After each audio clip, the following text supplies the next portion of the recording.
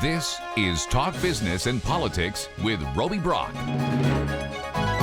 Coming up on today's Talk Business and Politics Daily, I'll sit down with Arkansas Democrat-Gazette columnist John Brummett. We'll talk about what's happening at the federal level in terms of the Elon Musk-Donald Trump axis of the U.S. presidency, and we'll also talk about some things happening at the Arkansas legislature, everything from maternal health to affirmative action being banned. Stick around. John Brummett is on this edition of Talk Business and Politics Daily. Talk Business and Politics Daily is sponsored in part by Impact Management Group and Power. It's right there, waiting, ready to go when you are. Connect this, click that, unconnect and go every day. Delivered by your electric cooperative. Each unique, always united, and completely local. Born from a mission to provide dependable, sustainable, and affordable power to every corner of Arkansas. And delivering on that promise for a brighter Arkansas every day. It's the local hometown cooperative way. Better connected. Together.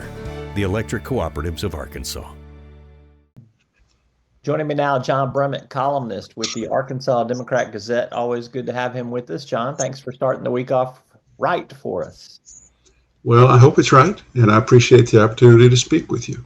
I'm sure some folks will think we're starting the week off left with you, but you know, that's just not whatever they want to think. Okay, proceed.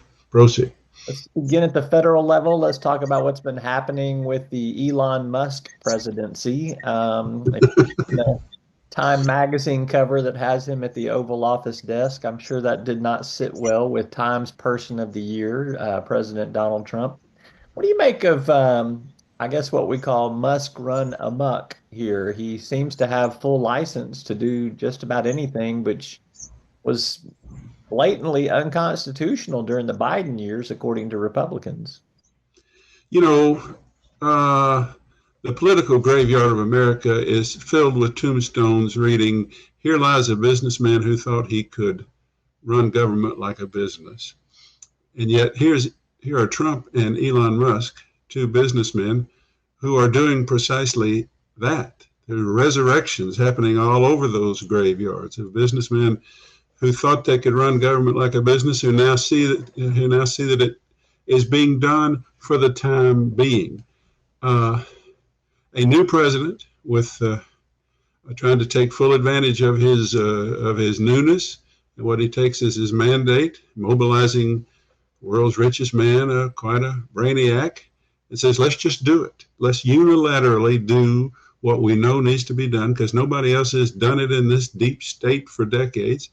Let's shut things down. Let's cut spending. Let's do it by ourselves. Let's issue executive orders, and let's see if they can stop us.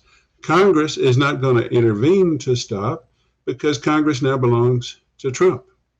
That leaves the courts, and I think we've got now 30 rulings in various levels of courts against executive orders or some of these actions, preliminary injunctions, but they're stopped by jurisdictions, circuits, depending on whether it's federally, whether it's a liberal circuit or a conservative circuit. Many of these issues will wind up for the United States Supreme Court, which is 6 out of 9 Republican or Trumpy. So this is dramatic. I mean, there is a process for these things. I'm not so much against. In fact, I'm not at all against cutting some of these expenditures of foreign aid that Musk has identified. That I said, no, we don't need to be spending money in Syria and Yemen and Afghanistan, and we don't need to be spending money on some of these advocating or protecting sexual orientation or lifestyle in poor countries. American people aren't for that. That's okay. But the way to handle that by our process, our constitutional process, is through the appropriations process and an auditing function, and it gets done in an orderly way that mobilizes the executive and the legislative branches. They're blowing through that. It's frightful because the process is what is the American way. The balancing of power, the check on power, with 3 equal branches of government, that's temporarily suspended by these bold, audacious actions of 2 businessmen who want to run it the way they run Tesla, Twitter, and Mar-a-Lago or whatever, golf courses or whatever, the Trump Tower. And for now, they're getting away with it to some extent, blocked only by the courts, largely, but not entirely, by political jurisdiction of those circuits. And we'll just see. But they've managed, I'm going to give them credit. They have identified the inertia that has existed. Some people call the federal government the deep state. It's basically inertia, because we start out every year with members of Congress who have their own little fiefdoms, and we say, for the first thing for making our budget for next year, let's put it all in a big omnibus bill, and let's ask, how much do we spend this time? How much more do we need to spend next time because of new needs that have arisen? And this inertia becomes it's very powerful, and it takes a dramatic action to stop inertia, and they're doing it. It violates the Constitution. It violates the balance of powers doctrine and process. That's where we are. And it's all got to work out in some way. But if in the end we spend more responsibly and accountably with more knowledge as to what we're spending on, okay, that would be worth the convulsion. And oddly, somehow the end justifying the means of violating the Constitution, which is a heck of a thing for me to have just verbalized, but I did. You did. And I think you hit the nail on the head there. I mean, the balance of powers is what's really being kind of checked right here. Well, even Trump's Secretary of State, Marco Rubio, said, I support some of what's doing, but we need to do it in a more orderly way. Of course, he's an establishment senator. He understands that. But things have just gone along. Since 1961, when JFK started the foreign aid program, what's it called, USAID, and it's been a great thing. It was a Cold War tactic, but it was a generous and noble thing for the country. But over the years, you get in there and look at it, and whoa, why are we spending for that? Why are we spending for this? Why are we spending this much here? What is that the kind of thing that taxpayers support? So it calls for reform. It calls for using the process to reform it. That's what's being forsaken here. And that's not, ideally, Congress would have been at this job every biennium. And these things wouldn't have piled up like TV streaming subscriptions pile up on me. I go, wait a minute, why am I paying more than I did for cable? It's because inertia. I just, signing up. It's kind of a good parable or a metaphor, not precise, but you get the idea. Things can get away from you in spending over a period of time. I'm going to let you work on that analogy there, and maybe you'll feed it into good shape for a future column. Well, in Tuesday's column, I'll have it cleaned up a little. I will. All right, John, let's take a quick break, and we'll come back and we'll talk about some state politics. Talk Business and Politics Daily is sponsored in part by Capital Advisors Group and... In the Navy, I train recruits. At Walmart, I recruit veterans. So many veterans have built their careers here. Served in the Army for 11 years. I was promoted 4 times. Been with Walmart 9 years. I've been promoted 5 times. I started as an hourly associate, and now I run the store. 430,000 veterans hired in the last decade. That's more than serving in the U.S. Navy today. There's no better place for veterans to work. Connection. It's the heart of what we do. It's why we work to better the communities where we live and work. It's why we're expanding to get people connected and create digital equity programs that support affordable internet and digital literacy.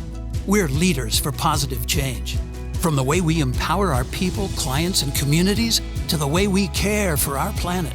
We live our values every day. We're Cox Communications, and we're pleased to connect with you. I'm back with John Brummett, columnist with the Arkansas Democrat-Gazette. Right. Let's turn our attention to the Arkansas legislature and Arkansas politics. I'm going to give you a chance to talk about what I'm going to consider your version of good state government. We've got a maternal health package that's out there now. We've got advancing free school breakfast for kids in this state. These are items that I think you'd be largely supportive of. I might even throw a cell phone ban in schools into the mix. Those you identified the three. Good week for good government, in my view, even by this governor and these legislators, but especially by them. Good for them. Those three. Yeah, that's my good government. Yeah. Yeah. What you got any bad government you want me to talk about? Or I'm gonna let you talk a little more about good government first here. Tell me. I think this maternal health package sails through the legislature. It'll be an omnibus bill. It will be pretty comprehensive. I don't see any major pushback. It looks like there's not going to be any pushback on the free school breakfast, and I don't think this cell phone ban is going to down any. What does that tell you about how popular these things may be across the aisle? It tells you that they are enormously popular across the aisle. They're getting Democratic votes for these things, not uniformly. Some Democratic opposition to the cell phone ban is that it applies only to public schools, so people who want to go to private schools and get paid for it could transfer if they want their kid to be able to have their phone. And you had some legislators saying, why is this not applied fairly? That's a side issue to the fact that most Democrats voted with Republicans overwhelmingly, because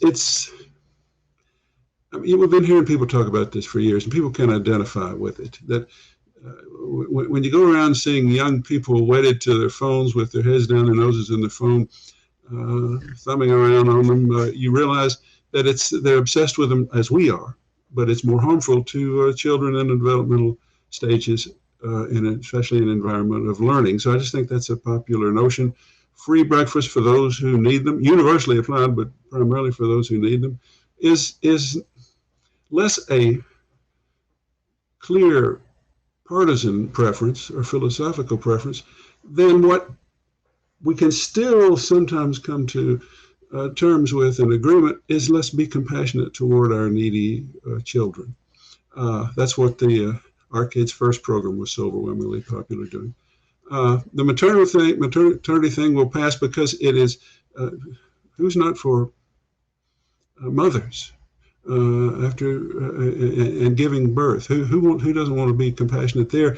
And it covers up for the fact that we're the only state in the country, and because Sarah Sanders insists, not to accept another 12 months of Medicaid coverage for mothers. She continues to not do that, but she's whatever, because it's government and too much government, I guess. But this package has many good things, and therefore it's both good as far as it goes and a compensation for not doing what other states are doing in direct expansion of Medicaid. So it'll sail through. And so, some good government for mothers and children can still be done with broad support that doesn't fall out in our partisan resentments. Doesn't break down. So that's a good week. That's a good week. I'm going to tee you up for talking about what I think you'll consider a bad government week here. We are ending affirmative action. We are potentially abolishing library boards and PBS, Arkansas PBS boards. I think those are complicated and have a few more challenges here. The affirmative action, anti-affirmative action bill is on the governor, or will be on the governor's desk next week, because it's got to go through one more Senate vote there. But I'll give you a chance to talk about those issues and why you think these issues are politically popular, or are they? Because I do talk to a lot of Republicans that are troubled by these votes, yet they still cast them. You find Republicans who are troubled by the end to affirmative action programs? I do, yes. They'll talk to you privately about their discomfort with it. So, but publicly, well, that's interesting to me and good, because my comment on that is that we're ending a political era. It's been 60 years since the civil rights movement. Affirmative action programs to correct some of the wrongs began in 1970, I think is the first form of it, a half century. And it just seems to me that the prevailing view in this country is enough particularly since it's been expanded since the George Floyd case with the DEI and what's become known as woke. It's just Trump's doing it, and of course Arkansas is doing it, doing away with it. And there's great hue and cry from the left, but the left is out of favor right now. I think things happen cyclically. You try to do something for a half century or more. You say, if we're ever going to get it done this way, it's either done or it's not going to be done this way. And it's an era of backlash against that. And that's where I think we're on that. I do believe on the other one, I bet you can find a lot of Republicans who will say privately, and some may vote publicly, that I don't know if we need to abolish librarian regulation of libraries and the Public Television Systems Commission in charge, abolish the commission and the oversight of public television, because you're getting politicians telling us what we can read and what we can watch. And those used to be, conservatives used to oppose that. They talked about liberals running the nanny state. This is nanny state big time, exponentially. We're going to do away, because the effect is, if you do away with these boards and put those oversights solely in the education department, that is a governor's agency, and you are empowering the governor and her agency to regulate what you read, what you see, potentially to have that power. We have commissions to ensure a weak governor structurally on everything else. State Police Commission, Oil and Gas Commission. Everybody's got their commission. We want to take it away on reading and viewing. I'm actually, maybe I'm being too optimistic, but I'm thinking that one's going to have some trouble even passing. Now, I think also you've got those commissions are mainly appointed by the governor, so they should have the governor's signature on there, shouldn't they? And she's not, this is arising from Senator Sullivan, influenced by former Senator Raper, I would suspect, on the library side, whom she appointed. So maybe it's implied that she kind of likes what Raper's doing, but no, she's not there on that. So she hasn't weighed in yet, has she? Hadn't the last time I checked. And so that one, the rest of the conservative revolution continues, I think, undeterred in Arkansas. I'm wondering if there's actually some polling that shows people don't want the politicians being in charge of their libraries and the books they read. I have seen data on that. Now, Democrats don't have enough people in Arkansas to create a message like that's widely heard. They're simply burdened with weak numbers and irrelevancy. But man, that's one to watch, I think, and one that's very important. We're going to strengthen the office of governor, the executive branch, on those two things, whereas we let industries regulate themselves through boards in some other cases. I mean, if I talk about this long enough, I can get a little worked up. Not that has anything to do with how it's going to fare at the legislature, but we shall see. Did you make it up to the legislature this last week? Some things came up.